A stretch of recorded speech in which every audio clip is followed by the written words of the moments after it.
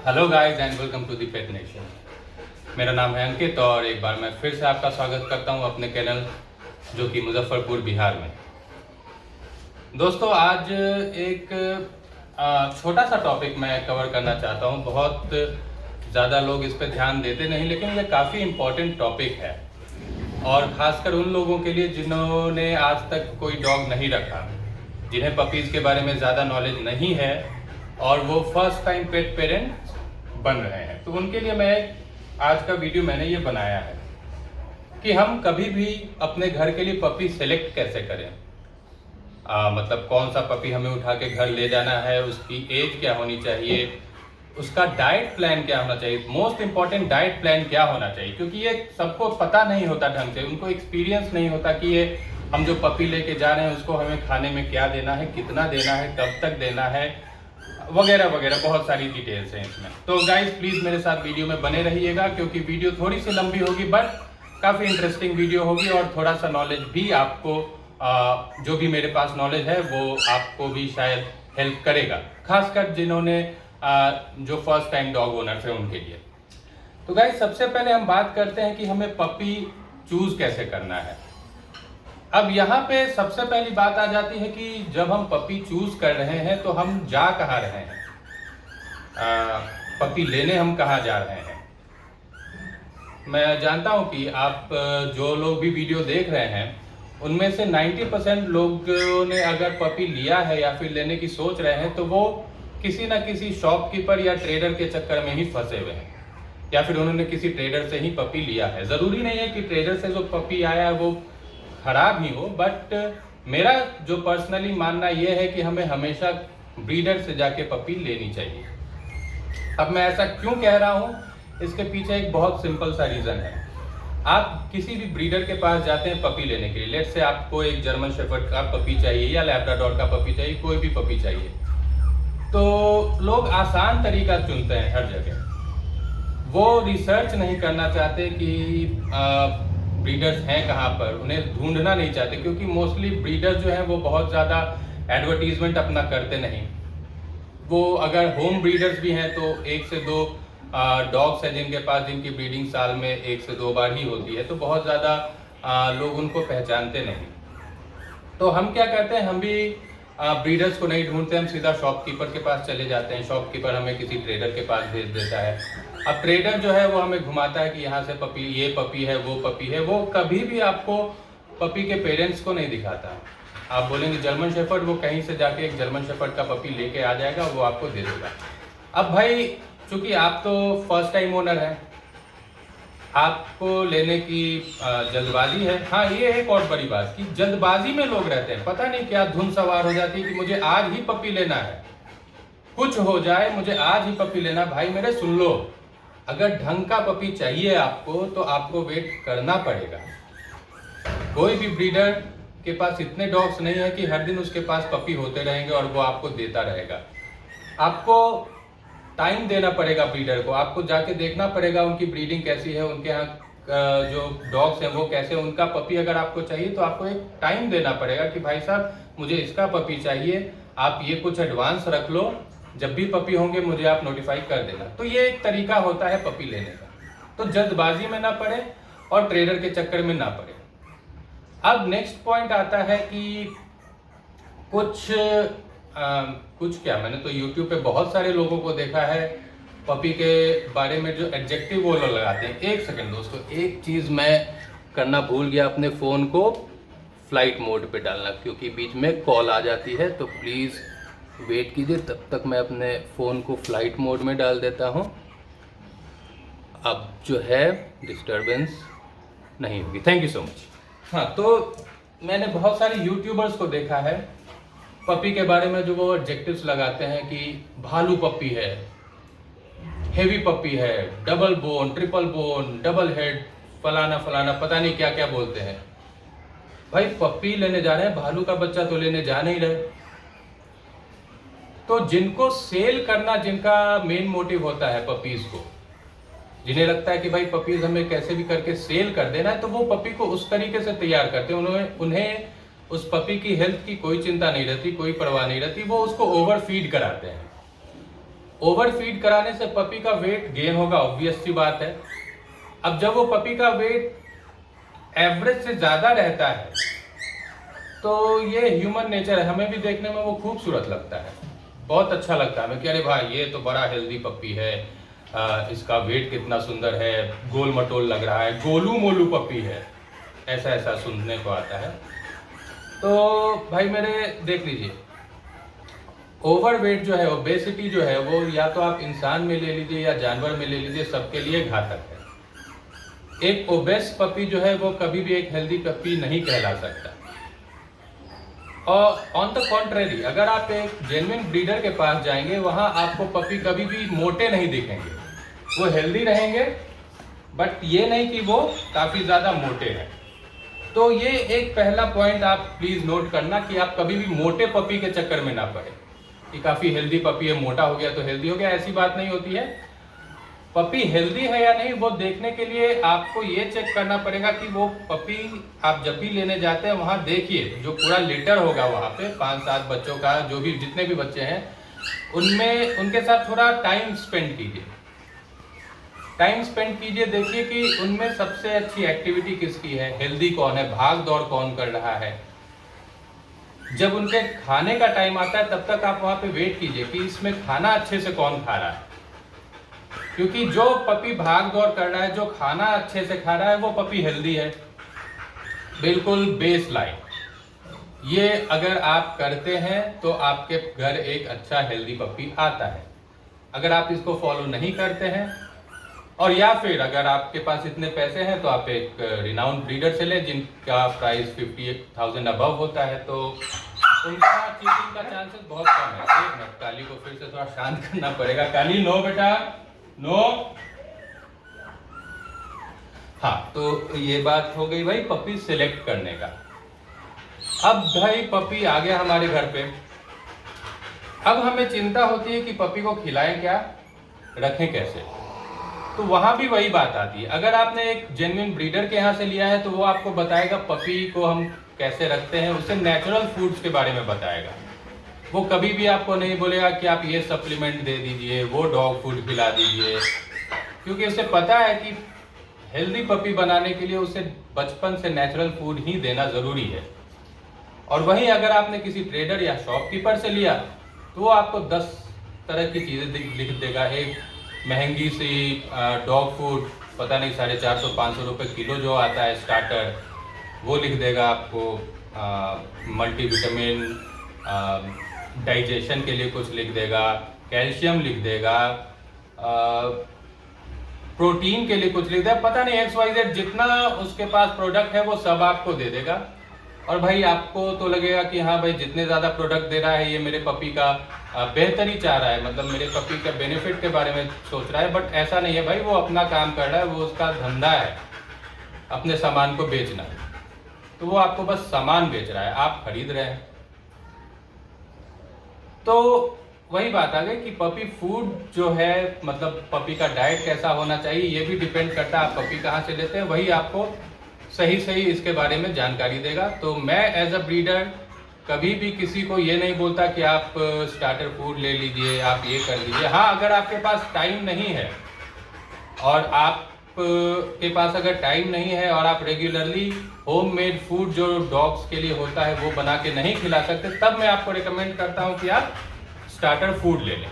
Otherwise आप जो है वो घर का बना हुआ खाना खिलाएं।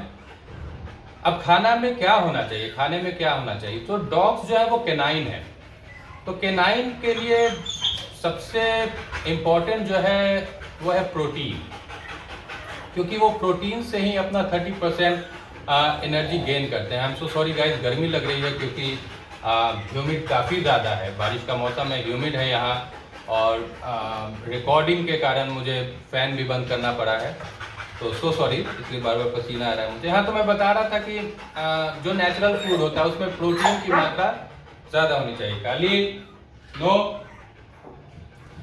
अब प्रोटीन क्या होना चाहिए, प्रोटीन मोस्टली चिकन से आता है। काली नो बेटा।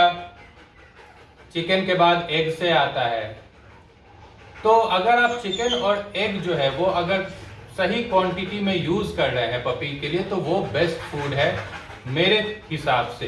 हो सकता है मैं गलत हूँ, बट मैंने जो एक्सपीरियंस किया मैं वही बता रहा हूँ। साथ में कुछ कार्ब्स भी चाहिए, आप रोटी डाल सकते हैं, चावल डाल सकते हैं, कभी कभी दही भी खिला सकते हैं, वो डिपेंड करता है। अब बहुत सारे लोग पूछेंगे कि भाई कितना खिलाना चाहिए, तो कितना का तो कोई मेजरमेंट है ही नहीं, वो डिपेंड करता है आपके पपी के लाइफस्टाइल पे।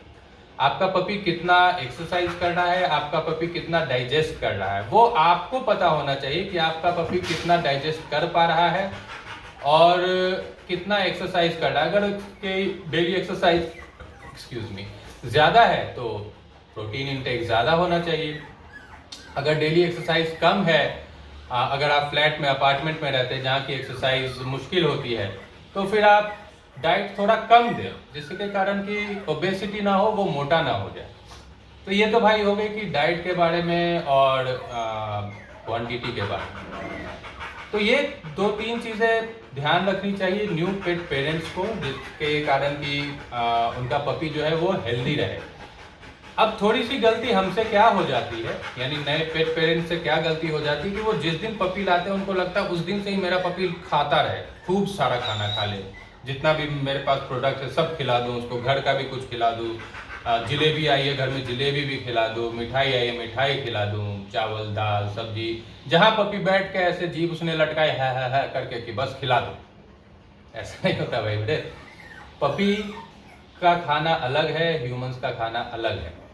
आप खिलाइए वही, आप ग्रेन्स दीजिए, आप डेयरी प्रोडक्ट दीजिए, मीट प्रोडक्ट दीजिए, पोल्ट्री प्रोडक्ट दीजिए, लेकिन उसका बनाने का तरीका अलग है। मैं क्या रेकमेंड करता हूँ कि कभी भी आप डॉग्स के या अपने पपी के फूड में कभी भी शुगर ना डालें, नमक जो है बिल्कुल चुटकी भर, उससे ज़्यादा नहीं, तेल का यूज़ ना करें, और खाना चाहे आप नॉर्मल ही दें, ज़रूरी नहीं है हर दिन, अगर आपके बजट में नहीं आ रहा है तो ज़रूरी नहीं है आप हर दिन चिकन और एग दें ही, खाना आप थोड़ा कम कर दें, बट एक्सरसाइज ज़रूर कराएं। खाने से ज़्यादा इंपॉर्टेंट पपीज़ के लिए एक्सरसाइज है। जो अच्छे डॉग ब्रीड्स हैं, अच्छे इन द सेंस कि जो बड़े डॉग ब्रीड्स हैं, जर्मन शेफर्ड हो गए, मीडियम साइज में लैब्राडोर हो गए, रॉटवाइलर्स हो गए लार्ज साइज में, तो इनके लिए एक्सरसाइज काफ़ी ज़्यादा ज़रूरी है। डाइट से ज़्यादा इंपॉर्टेंट इनके लिए एक्सरसाइज है, तो एक्सरसाइज का खास ध्यान रखें भाई। अदरवाइज आपका पपी जो है वो बराबर उससे डाइजेशन की प्रॉब्लम होगी, बराबर वो लेथार्जिक हो जाएगा, वॉमिटिंग की प्रॉब्लम आ सकती है वगैरह वगैरह। तो ये तो खाने से रिलेटेड बातें हो गई। अब बहुत लोगों को कंफ्यूजन होता है डिवॉर्मिंग और वैक्सीनेशन के बारे में। तो डिवॉर्मिंग का तो भाई साहब सिंपल सा फंडा ये है कि जब से पपी 15 डेज का होता है उस दिन से उसकी डिवॉर्मिंग शुरू होती है, 15 या 20 डेज से। मैं अपने यहाँ 20 डेज पे करता हूँ। बहुत सारे ब्रीडर्स बोलते हैं कि 15 डेज पे पहला वैक्सीनेशन कर देना चाहिए, बट मेरे पपीज जो हैं वो ऑलमोस्ट 13 या 14 डेज के हो गए हैं लैब्राडोर के, तो मैं उनका डिवॉर्मिंग जब ये 20 डेज के हो जाते हैं तब करता हूँ। और वैक्सीनेशन करना ज़रूरी है, तो पहला वैक्सीनेशन 45th डे को मैं करता हूँ। तो डिवॉर्मिंग आपको जब तक आपका पपी 3 मंथ्स का नहीं हुआ है तब तक हर 15 डेज पे डिवॉर्मिंग करनी चाहिए अकॉर्डिंग टू दी वेट। आपको उसका वजन कर लेना चाहिए। बहुत सारे लोगों से मैंने सुना है कि भाई अभी 5 किलो का है तो आधा टैबलेट दे दो। आधा टैबलेट नहीं देना होता। 5 किलो का है अगर तो उसके लिए सिरप आता है, डिवॉर्मिंग के लिए पपी के लिए सिरप आता है। अब 2.5 किलो का है तो अब 1/4 टैबलेट दे देना, ये क्या लॉजिक हुआ? मतलब ही नहीं बनता ना। तो पपी है तो पपी का डिवॉर्मर चलेगा, जब वो 10 kg से अबव हो जाएगा तो उसे टैबलेट चलेगी। तो ये डिवॉर्मिंग का खास ध्यान रखना है 3 महीने तक। 3 महीने के बाद आप उसे मंथली करें 6 मंथ्स तक, उसके बाद आप 2-3 महीने पे करते रहें डिवॉर्मिंग। वैक्सीनेशन जो है पहले 2 शॉट्स आपके जो डिस्टेम्पर के लगते हैं वो 45 डेज पे और 60 डेज पे आप लगा दीजिए, और जो रेबीज के शॉट्स लगते हैं वो 90 डेज और 105 डेज पे लगा दीजिए। ये मेरे हिसाब से है। बहुत सारे लोग 3 इंजेक्शन लगाते हैं तो वो भी बुराई नहीं है, आप 3 शॉट्स भी लगा सकते हैं। तो ये वैक्सीनेशन की बात हो गई। अब जो है कि डाइजेशन के लिए हमें क्या करना चाहिए, क्योंकि बहुत ज़्यादा मैंने भी, मेरे पास भी कॉल्स आता है, मेरे क्लाइंट्स के कॉल आते हैं कि भैया कभी कभी खाना छोड़ दे रहा है पपी। काली नो बेटा नो, तो खाना क्यों छोड़ देता है, उसके पीछे 3-4 कारण होते हैं। सबसे पहला कारण कि हो सकता है पपी की डिवॉर्मिंग टाइम से नहीं हुई हो। दूसरा कारण ये होता है कि मौसम अचानक से चेंज हो रहा हो। तीसरा कारण ये होता है कि कुछ फूल जरूर खा लिया हो उसने। चौथा कारण ये होता है कि उसकी एक्सरसाइज नहीं पूरी हो रही है। तो ये 4 कारण है, काफ़ी इंपॉर्टेंट है। आपको इन चारों कारण का ध्यान रखना है अगर आपको चाहिए कि पपी का डाइजेशन सही हो, क्योंकि अगर डाइजेशन सही है तो पपी ऑलमोस्ट बढ़िया रहेगा। एक और इम्पॉर्टेंट चीज़ भूल रहा था मैं, टिक्स के बारे में। तो टिक्स की जो प्रॉब्लम है वो मोस्टली वहाँ होती है जहाँ पे कच्चा फर्श है या फिर मिट्टी है। अब जैसे मेरे कैनल पे आप देख लेंगे टाइल्स नहीं लगा रखी है। मैंने टाइल्स इसलिए नहीं लगा रखी क्योंकि डॉग्स इस पर स्लिप करते हैं, जिसके कारण उनके बोन स्ट्रक्चर में प्रॉब्लम आएगी। इस कारण से मैंने टाइल्स नहीं लगाया है। कच्चा फर्श है, यहाँ पे सफाई में थोड़ी प्रॉब्लम होती है, बट ये लॉन्ग रन में डॉग्स के लिए ये ज़्यादा फायदेमंद है। तो ऐसे कच्चे फर्श पे टिक्स की प्रॉब्लम थोड़ी सी ज़्यादा होती है। आपके डॉग के बॉडी में जो टिक्स है वो आते कहाँ है, वो एनवायरनमेंट से आते हैं। तो आपका एनवायरनमेंट क्लीन रखना है। अगर आपका एनवायरनमेंट क्लीन है तो टिक्स की प्रॉब्लम बहुत कम रहेगी। तो ये सारी जानकारी गाइज मुझे आपको देनी थी, इसलिए मैंने सोचा कि आज का ये ब्लॉग बनाया जाए। और साथ ही साथ अपने पपीज़ को मैं शो करता हूँ एक बार। जो छोटे छोटे पपीज़ हैं, आज मैंने इन्हें केज में डाला है। इनकी मदर से फर्स्ट टाइम आज मैंने इनको अलग किया है। आप देखें कितने प्यारे पपीज़ हैं। और आज कभी कभी इनको डाइजेशन के लिए दिन में एक बार, क्योंकि अभी ये सिर्फ मदर्स मिल्क के हैं, एक्सरसाइज इनकी हो नहीं रही है, तो इनको मैं ये 2-2 ड्रॉप पिलाता हूँ डाइजेशन के लिए। तो आप भी ये दे सकते हैं अगर आप इसका ये मैं ऊपर करके दिखाता हूँ कैसे, तो ज़्यादा क्लियरली आपको दिखेगा। अब देखिए वो काली परेशान हो रही है कि कौन सा चीज़ आ गया मेरे ऊपर। 1 2 सिर्फ 2 ड्रॉप्स। फिर इसको हमने रख दिया नीचे। White, second white. अरे बेटा इधर का। अब ये पपी जब 15 डेज के हो जाएंगे, नो काली, तो 15 डेज के हो जाएंगे तो मैं इनको सॉलिड फूड पे इंट्रोड्यूस करूंगा। फर्स्ट टाइम सॉलिड फूड पर, वो भी मैं एक ब्लॉग बनाऊंगा कि फर्स्ट टाइम डॉग को पपीज को सॉलिड फूड पे कैसे कन्वर्ट किया जाता है, उनको कैसे फर्स्ट टाइम सॉलिड फूड दिया जाता है, क्या देता हूं मैं वो भी बताऊंगा। खाली नो, जरूरी नहीं है कि आप महंगा डॉग फूड ही यूज करें। हाँ, लेकिन ऐसा चीज आप यूज करें जो कि पपी को अभी आसानी से डाइजेस्ट हो जाए। खाली नो। अब इनको अंदर रख देता हूं मैं। बहुत सारे लोग बोलते हैं कि जो पपीज हैं जिनको कि फर्स्ट टाइम सॉलिड फूड पे हम डाल रहे हैं, उन्हें सेरेलैक दे दो। भाई सेरेलैक क्या चीज है? सेरेलैक तो अगर आप रिसर्च करेंगे भाई मेरे, तो बहुत सारे कंट्रीज में बैन कर रखा है। बैन करने का कारण यह है कि वो स्टैंडर्ड्स को मीट नहीं करती, यानी कि वो खाने योग्य है नहीं। अब हमारे इंडिया में पता नहीं क्या सिस्टम है कि सेरेलैक जैसी चीज भी यहाँ पे लोग बेच रहे हैं और कस्टमर शौक से खरीद भी रहे हैं, अपने बच्चे को दे रहे हैं खाने के लिए। बट मैं नहीं यूज करता क्योंकि मुझे पता है कि उसमें कचरा ही भरा हुआ है। जो भी बंद डब्बे में है वो कचरा है भाई साहब, जहर है। नेचुरल फूड जो है वो ज्यादा से ज्यादा यूज करें। हो सकता है आपको पपी की ग्रोथ में थोड़ा लगे कि जल्दी ग्रोथ नहीं हो रहा है, तो वो सही है। इसके मतलब बहुत सारे लोग हैं जो कि रेकमेंड करते हैं वो महंगा वाला डॉग फूड, जिसमें कि एक्चुअली में स्टेरॉइड्स होता है जो कि बॉडी को फुला देता है। ऐसा नहीं है कि आपके डॉग की ग्रोथ जो है वो फूड खाने से डबल हो जाएगी। भाई डॉग का जो स्टैंडर्ड ग्रोथ है वही होगा ना। ये जरूर है कि उस फूड को खाने से मोटा हो जाएगा, फूल जाएगा। तो वैसा डॉग लेके क्या करना है? मुझे तो हेल्दी डॉग चाहिए, मुझे फूला हुआ डॉग लेके क्या करना है? तो ये चीज है। अब ऑलमोस्ट सबको मैंने ये जाइन बोलते हैं इसको, जो दवा मैंने दी है अभी जाइन है ये।